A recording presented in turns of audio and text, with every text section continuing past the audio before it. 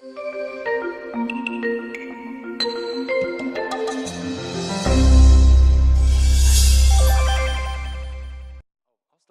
while I wait for the slides to load. But yeah, esteemed guests, ladies and gentlemen.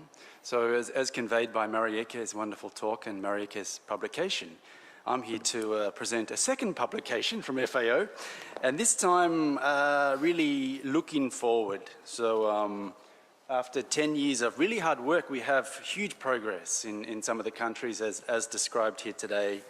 But we really need to consolidate this success, and my tree talk will be looking forward, some of the gaps, some of the challenges, how we need to continue to strengthen national forest monitoring systems. So maybe I can start talking about the successes. So we've seen really significant investments in REDD+ readiness over the last 10 years, and this has really been catalytic for the development of national forest monitoring systems. It's enabling data collection, analysis, and the generation of national maps and statistics like never before, as has been discussed on the panel.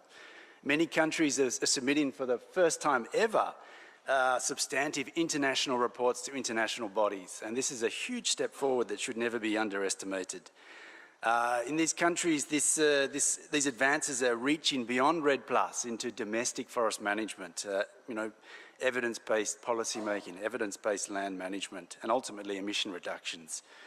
So finally, we see a convergence on the modalities of REDD+ results-based payments. So we have clear expression of donor requirements for what they're willing to pay for with the Green Climate Fund results-based payment pilot program, the FCPF Carbon Fund. So next slide, please.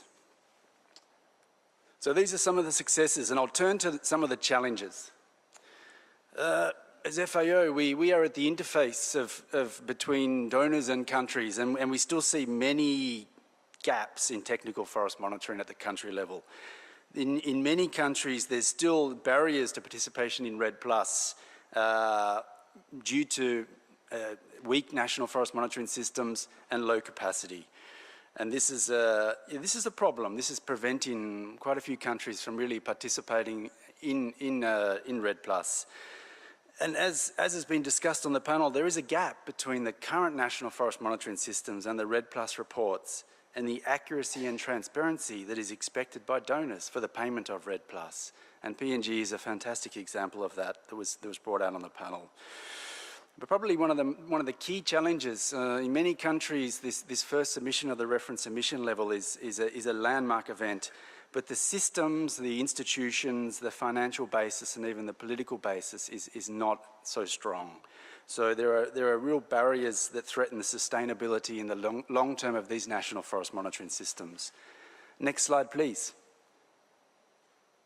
So as we transition from the golden decade of national forest monitoring into the next decade, I would say in my tree talk that we need to do a mid-course correction. We really need to deepen investments in institutional capacity for sustainable national forest monitoring systems to ensure that all this progress is not lost. And it is fragile progress. It could be lost.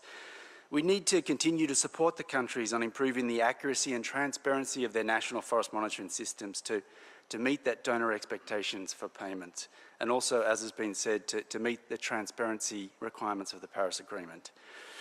We need to continue to ensure that these systems are multi-purpose, and as FAO, because we've been doing this for quite a long time, all the support for the last 10 years through REDD+ readiness funding has supported multi-purpose national forest monitoring systems.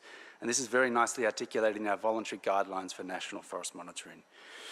And we need to encourage South-South learning. So all this huge progress, letting countries discuss amongst themselves and have dialogues, their lessons learnt, and moving forward together. Next slide, please. So as a support provider, FAO, we need to innovate, and we need to really identify ways to fast-track technical capacity development, improve the efficiency of technology transfer.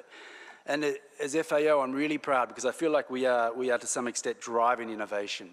We have these platforms, Open Forest and CEPAL. The real vision for these platforms is that they enable rapid technology transfer to partner countries. It allows them to do the work themselves. And this, as John Paul said, can be very catalytic.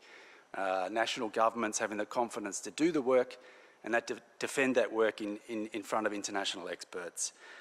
Finally, we need to support countries on overcoming these key institutional, financial and political barriers.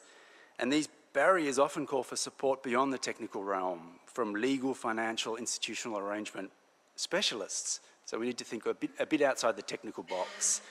So, final slide, please.